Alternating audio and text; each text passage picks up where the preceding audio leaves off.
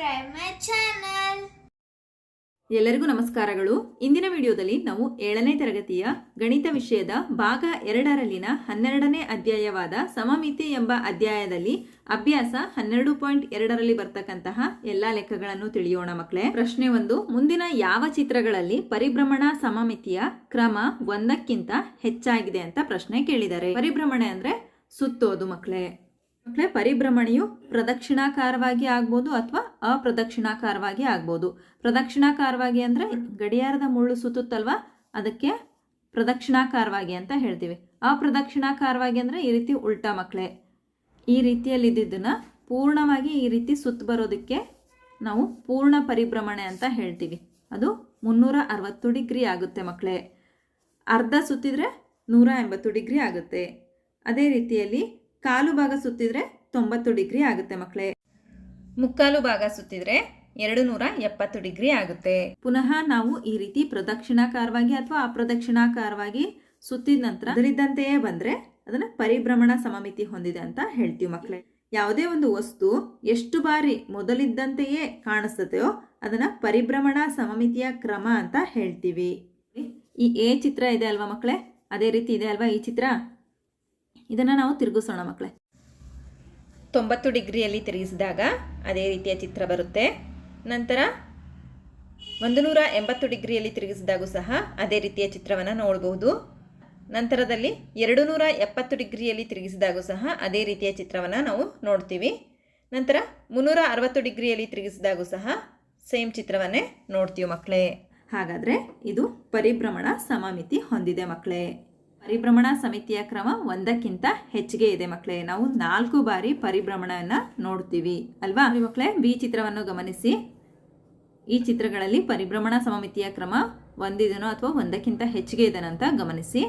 ನೋಡಿ, ಈ ರೀತಿ ತಿರುಗಿಸಿದಾಗ 1 ಬಾರಿ, 2 ಬಾರಿ, 3 ಬಾರಿ, 3 ಬಾರಿ ಪರಿಭ್ರಮಣ ಸಮಮಿತಿಯನ್ನು ನೋಡ್ತೀವಿ ಮಕ್ಕಳೇ. ನಂತರ ಸಿ ಚಿತ್ರವನ್ನು ಗಮನಿಸಿ ಮಕ್ಕಳೇ. ಈ ಚಿತ್ರವನ್ನು ತಿರುಗಿಸೋಣ. ನೋಡಿ, ಒಂದೇ ರೀತಿಯ ಚಿತ್ರ ಬರ್ತಾ ಇದೆನಾ? ಇಲ್ಲ. ನಂತರ ಮತ್ತೆ ತಿರುಗಿಸಿ ಮಕ್ಕಳೇ. ಇಲ್ಲೂ ಸಹ ಒಂದೇ ರೀತಿಯ ಚಿತ್ರ ಬರ್ತಾ ಇಲ್ಲ. ನಂತರ ಈ ರೀತಿ ತಿರುಗಿಸಿದರೂ ಸಹ ಒಂದೇ ರೀತಿಯ ಚಿತ್ರ ಬರ್ತಾ ಇಲ್ಲ. ನಂತರ ಈ ರೀತಿ ತಿರುಗಿಸಿದಾಗ ಮಾತ್ರ ಒಂದೇ ರೀತಿಯ ಚಿತ್ರ ಬರ್ತಾ ಇದೆ. ಇದು 1ಕ್ಕಿಂತ ಹೆಚ್ಚಿನ ಪರಿಭ್ರಮಣ ಸಮಮಿತಿಯನ್ನು ಹೊಂದಿಲ್ಲ ಮಕ್ಕಳೇ. ನಂತರ ಡಿ ಚಿತ್ರವನ್ನು ಗಮನಿಸಿ ಮಕ್ಕಳೇ. ಈ ರೀತಿ ಇದೆ ಅಲ್ವಾ. ಈ ಆಕೃತಿಯನ್ನು ತಿರುಗಿಸೋಣ. ನೋಡಿ, ಇಲ್ಲೂ ಸಹ ಬಂದಿಲ್ಲ. ನಂತರ ಈ ರೀತಿಯಲ್ಲಿ ತಿರುಗಿಸಿ ಮಕ್ಕಳೇ. 1 ಬಾರಿ ಇದೇ ರೀತಿಯ ಪರಿಭ್ರಮಣ ಸಮಮಿತಿಯನ್ನು ನೋಡ್ತೀವಿ. ನಂತರ ಮತ್ತೆ ತಿರುಗಿಸಿ ಮಕ್ಕಳೇ. ನೋಡಿ, ಇಲ್ಲಿ ಒಂದೇ ರೀತಿ ಇಲ್ಲ ಮಕ್ಕಳೇ. ಮತ್ತೆ ನಾವು ಪರಿಭ್ರಮಣ ಸಮಮಿತಿಯನ್ನು ಕಾಣ್ತೀವಿ. ಹಾಗಾದರೆ ಇಲ್ಲಿ 2 ಬಾರಿ ನಾವು ಪರಿಭ್ರಮಣ ಸಮಮಿತಿಯ ಕ್ರಮವನ್ನು ನೋಡ್ತೀವಿ.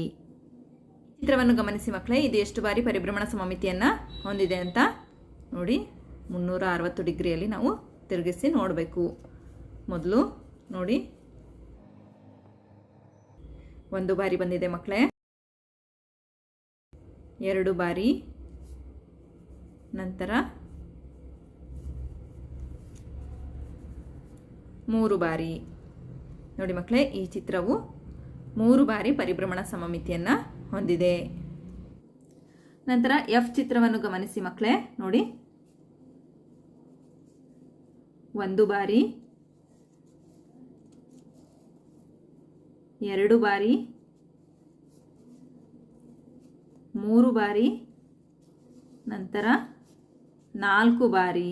ನೋಡಿ ಮಕ್ಕಳೇ, ಈ ಚಿತ್ರಗಳಲ್ಲಿ ನಾವು ಪರಿಭ್ರಮಣ ಸಮಮಿತಿಯ ಕ್ರಮ 1ಕ್ಕಿಂತ ಹೆಚ್ಚಿಗೆ ಅಂದರೆ 4 ಬಾರಿ ನಾವು ನೋಡ್ತೀವಿ. ಎ ಚಿತ್ರದಲ್ಲಿ 4 ಬಾರಿ, ಬಿ ಚಿತ್ರದಲ್ಲಿ 3 ಬಾರಿ, ಸಿ ಚಿತ್ರದಲ್ಲಿ 1 ಬಾರಿ, ಡಿ ಚಿತ್ರದಲ್ಲಿ 2 ಬಾರಿ, ಇ ಚಿತ್ರದಲ್ಲಿ 3 ಬಾರಿ, ಎಫ್ ಚಿತ್ರದಲ್ಲಿ 4 ಬಾರಿ ಪರಿಭ್ರಮಣ ಸಮಮಿತಿಯನ್ನು ನೋಡಿದ್ವಿ. ನಂತರ 2ನೇ ಪ್ರಶ್ನೆಯನ್ನು ಗಮನಿಸಿ.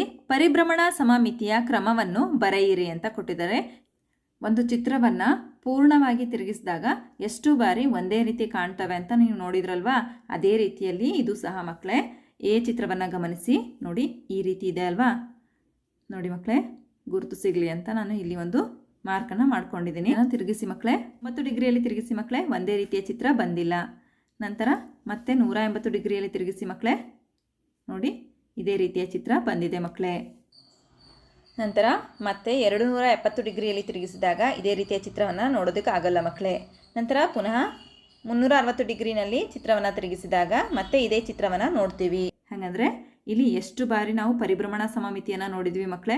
2 ಬಾರಿ ಪರಿಭ್ರಮಣ ಸಮಮಿತಿಯನ್ನು ನೋಡಿದ್ವಿ. ಬಿ ಚಿತ್ರವನ್ನು ಗಮನಿಸಿ. ನೋಡಿ, ಇದನ್ನು ನಾವು 90 ಡಿಗ್ರಿಗೆ ತಿರುಗಿಸೋಣ. ನೋಡಿ ಇದೇ ರೀತಿ ಚಿತ್ರ ಬಂದಿದೆನಾ? ಇಲ್ಲ ಮಕ್ಕಳೇ. ನಂತರ ಮತ್ತೆ ತಿರುಗಿಸೋಣ ಮಕ್ಕಳೇ 180 ಡಿಗ್ರಿಗೆ. ಇದೇ ರೀತಿಯ ಚಿತ್ರ ಬಂದಿದೆ ಅಲ್ವಾ? ನಂತರ ಮತ್ತೆ ತಿರುಗಿಸೋಣ ಮಕ್ಕಳೇ, ಇಲ್ಲಿ ಇದೇ ರೀತಿಯ ಚಿತ್ರ ಬಂದಿಲ್ಲ. ಮತ್ತೆ 360 ಡಿಗ್ರಿಗೆ ತಿರುಗಿಸೋಣ ಮಕ್ಕಳೇ, ಇದೇ ರೀತಿಯ ಚಿತ್ರವನ್ನು ನಾವು ನೋಡ್ಬೋದು. ಇಲ್ಲಿ 2 ಬಾರಿ ಪರಿಭ್ರಮಣ ಸಮಮಿತಿಯನ್ನು ನೋಡಿದ್ವಿ. ನಂತರ ಡಿ ಚಿತ್ರವನ್ನು ಗಮನಿಸಿ ಮಕ್ಕಳೇ. ನೋಡಿ ಇಲ್ಲಿ ಎಷ್ಟು ಬಾರಿ ಪರಿಭ್ರಮಣ ಸಮಮಿತಿಯನ್ನು ನೋಡ್ಬೋದು ಅಂತ ಗಮನಿಸಿ. ನೋಡಿ 90 ಡಿಗ್ರಿಯಲ್ಲಿ ನೋಡ್ಬೋದಲ್ವಾ? 1 ಬಾರಿ, ನಂತರ 2 ಬಾರಿ, 3 ಬಾರಿ, ನಂತರ 4 ಬಾರಿ. 4 ಬಾರಿ ನಾವು ಪರಿಭ್ರಮಣ ಸಮಮಿತಿಯನ್ನು ನೋಡ್ಬೋದು. ನೋಡಿ ಮಕ್ಕಳೇ, ಎ ಚಿತ್ರದಲ್ಲಿ 2 ಬಾರಿ, ಬಿ ಚಿತ್ರದಲ್ಲಿ 2 ಬಾರಿ, ಸಿ ಚಿತ್ರದಲ್ಲಿ 3 ಬಾರಿ, ಡಿ ಚಿತ್ರದಲ್ಲಿ 4 ಬಾರಿ ಪರಿಭ್ರಮಣ ಸಮಮಿತಿಯನ್ನು ನೋಡಬಹುದು. ನಂತರ ಈ ಚಿತ್ರವನ್ನು ಗಮನಿಸಿ ಮಕ್ಕಳೇ. ಇಲ್ಲಿ ಎಷ್ಟು ಬಾರಿ ನಾವು ಪರಿಭ್ರಮಣ ಸಮಮಿತಿಯನ್ನು ನೋಡ್ಬೋದು ಅಂತ ನೋಡಿ. ನೋಡಿ 1 ಬಾರಿ,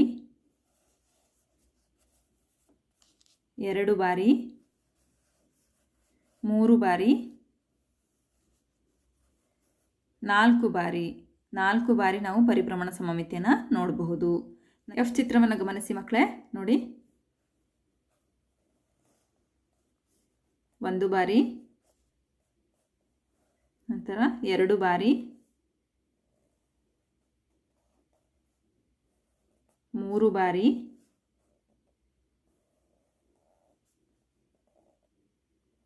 4 ಬಾರಿ, ನಂತರ 5 ಬಾರಿ.